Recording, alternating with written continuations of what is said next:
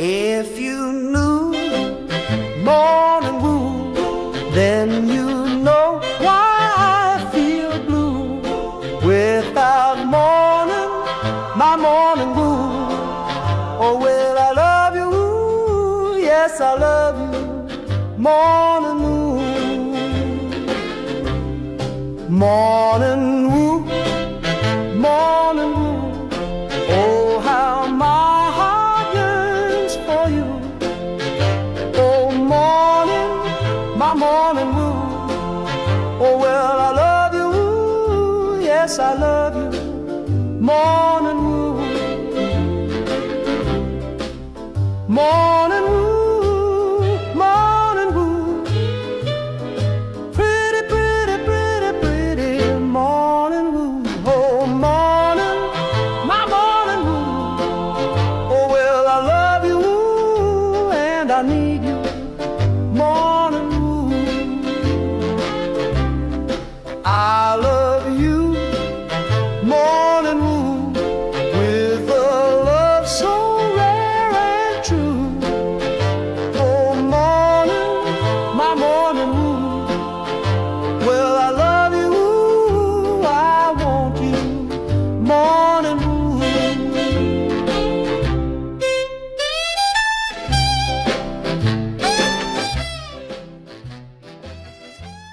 Rise and shine. Happy Devil's Wednesday. This is The Morning Woo, coming to you live from an undisclosed location in beautiful New Jersey. Streaming live on Facebook Live, YouTube Live, X Live, Twitch, and now on Instagram Live on the Let's Go Devils Network. As the Devils have won the last 4 of the 5 games that they have played. Could have been a 5-game heater had Tom had not told me to bring the Palat jersey to the arena. 0-3. The Palat jersey 0-3 at the Prudential Center. Good morning, good afternoon, good evening, wherever you are. Talking Devils hockey, I see Pod Legend saying good morning all. Happy snowy Wednesday. I guess it's snowing where you're at. Seeing the weather forecast for this weekend in New Jersey, it looks like to be a lot of snow. There are forecasts of moderate snowfall or extreme snowfall, but nothing really compares to the blizzard of 96 where it snowed a lot, and then we got a blizzard, and that blizzard, there was already, if I remember correctly, there was nowhere to put the snow to begin with. And then suddenly a blizzard comes along, about 34, 36 inches with snow drifts, so it's really 48 inches. That was a fun winter, and that's when I had my driver's license, Blizzard 96, and I remember plowing. With the Jeep. My dad let me do everything. He thought it was a little too dangerous at times, but I got the family out of the driveway. Anthony Pena says Happy Devil's Wednesday to you, and also LGD Nation. Hope you all are having a happy hump day. Yes, it is Happy Devil's Hump Day, Wednesday. I see Pete in the YouTube Live. He was just finishing up the game. Yeah, the game went on till around 1 a.m. I think that's when we started the Let's Go Devils podcast, Devils After Dark. Maria, happy Devils Wednesday to you. I almost said Sunday. I'm this is a lack of sleep, folks. That's what happens. Trying to hydrate myself right now. Metalander says, Sam, last night's game was different. They simplified their game and defended their zone properly. They were able to frustrate the Oilers stars and waited for mistakes. Darnell Nurse mistake cost them. Yeah, and this is stuff that I've been saying all along. since the start of the season. Simplify your game. Play it north-south. Be disruptive in your defensive zone. Clog up the passing lanes. Be aggressive. Use the boards. The boards are your friends. Do not pass up the middle unless you're sure. Get those outlet passes to be nice, crisp on the tape of the stick, and there's your offense right there. You're on your way. The transition game, Devils use your speed. They used their speed in the first period. I mean, the forechecking was relentless. The Edmonton Oilers couldn't even get out of their own zone because the Devils' forecheck was absolutely relentless. And kudos to the Devils. This is an elite team, Edmonton Oilers, twice winning the Western Conference, back-to-back, 2 Stanley Cup Finals appearances, which they could have won. And even though they were without Leon Draisaitl, the Devils, they did what they needed to do to win. And I thought defensively they played a very solid game. The Devils like sweep the trip. Then we might have to something to discuss. They dug themselves extremely deep. Do we all trust they can dig out? I think that they can dig out. I just will not put trust on this team. I think this team needs accountability from everybody, including the fans. Because you keep this team in check, they play games like they have like last night and the night before. Remember, this is the second half of a back-to-back on the road in Western Canada in a different time zone, and you're starting at 10:22 p.m. Eastern puck drop. The Devils, it just didn't. They didn't seem phased, and that's what happens when you simplify your game. You're not phased. You do your job. You play your role, and you execute. That's all it really is. And for the longest times, the Devils, the players would overcomplicate things in their head. They would play with no emotion. They were stagnant. But if you simplify your game and simplify it to small components, then you can easily execute versus overcomplicating and too many passes or getting too cute and going back and forth. Just put the puck on net. And that's exactly what they did last night. Now, they didn't get as many shots as they wanted, but again, I'm not a stats guy. I'm not an analytics guy. You saw what they did in the first period. They may have only had 2 or 3 shots on goal, but man, they were playing well defensively by forechecking relentlessly. Maria, yeah, the refs were pretty bad.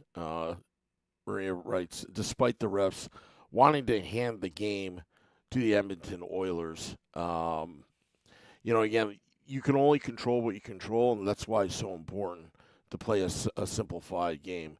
Felix says, got to give Nico and the crew credit for holding down McDavid. Yeah, it just seemed like somebody had McDavid and his number all night long, where he was not going to get a free pass in the neutral zone or into the offensive zone. So kudos to the Devils for shutting down Connor McDavid, which is not easy to do. Metalander says it's almost like Keefe has a strategy to grind out wins despite our stars failing to score. And you know what? Let me tell you, Sheldon Keefe is a very good coach. And, yes, the Devils have had their problems, but every time when you hear him during the press conference, he knows what he's doing. He knows what he's doing. So I put my trust in Sheldon Keefe. But again, I don't put my trust in this ownership group, and I want to hold the ownership group accountable because they've been the main constant the last over 10 years with this team. Different coaches, different GMs, different players, same results. It's on ownership. That's my opinion, of course. Felix says, and Sam has the flow this AM. Yes, again. I get out of the shower, I wash my hair, get out of the shower. That's my hair. Everybody's commenting about my hair. My barber Connie Cuts. She doesn't believe me that you guys comment. I should probably start taking screenshots and sending it to her, but she She is a barber for people in the area that are, let's just say, on TV, and she's very good. She's very good at what she does. B Now says, I don't trust Keefe to start Jake the Snake. Yeah, Jake the Snake is the better goalie.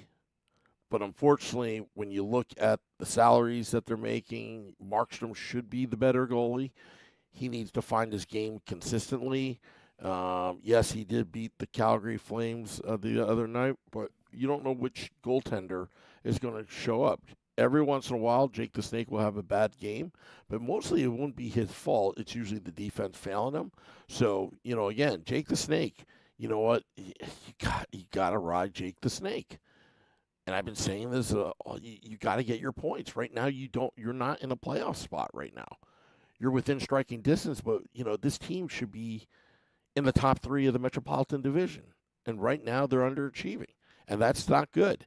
That just not acceptable right now. So, Anthony Lopez says Fitzgerald is just as much to blame as me as the owners. Again, who hired Fitzgerald? It's the owners. Again, it all goes back to the owners as far as I'm concerned. Brian Wimpy says, I wish I had hair, LOL. I just shave my own shiny dome. Yeah, I mean, I actually wear hats. And someone actually, a few people in the past have asked me to stop wearing hats because it's like they only wish they had hair like mine. And, I didn't even realize I had hair. Like, I actually had a crew cut. Wimpy should know that. Yeah, B says, we don't have time to wait for Markstrom right now. We don't.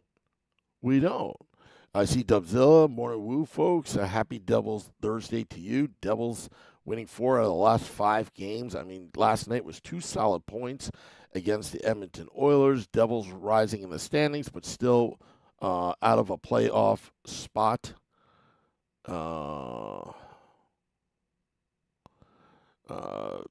Dubzilla says Sam does wear a lot of hats. LMAO. Yeah, I've got Let's Go to Ellis podcast hat. I got my Devils hat. I got my New York Mets cap. I've got New York Giants. I've got my Penn State cap. I've got, I've got all sorts of caps. I even got my, I got a cap that says cash flow.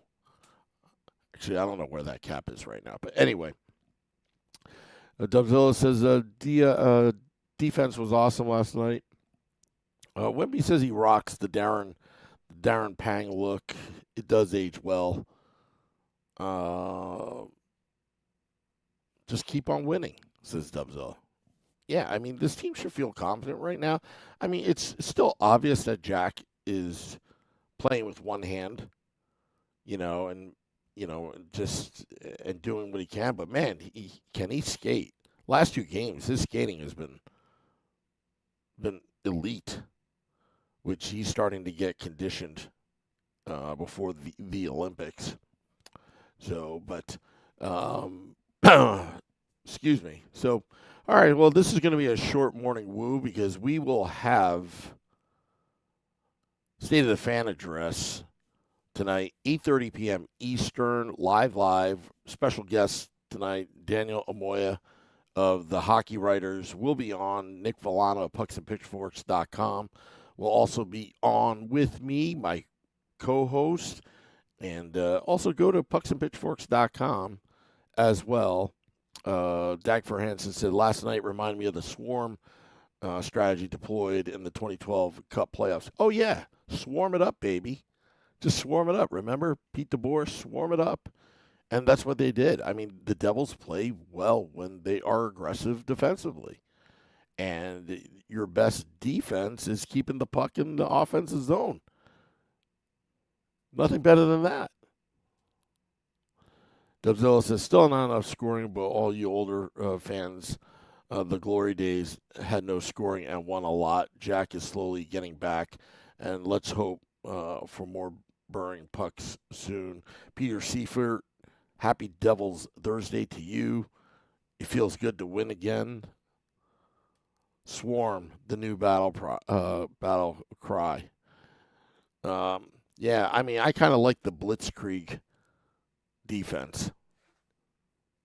If you ask me, I love aggressive forechecking. I love, even in basketball, if you want to equate that to the full court press, I love that.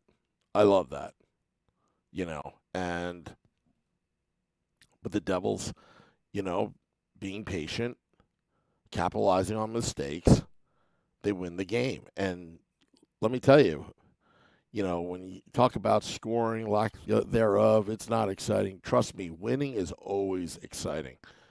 Always exciting. Always exciting. All right, well, we're going to get out of here. Dropping the podcast in about 10 minutes as I'm coming to you live from the office. It's been a busy day today. I haven't had much sleep at all. Did a football call last night. I couldn't get to bed at 3:30 a.m., so I'm a little bit tired right now, but we're going to have State of the Fan address, 8:30 p.m. Eastern, presented by pucksandpitchforks.com. Nick Allen, Nick Villano, and I will be hosting, and our special guest, Daniel Amoya of the Hockey Writers, good friend of the podcast. All right. The ceremonial sip to those that stayed up and watched the whole game last night. I salute you because I am freaking tired. To the ceremonial sip, hold your beverage high. I salute you.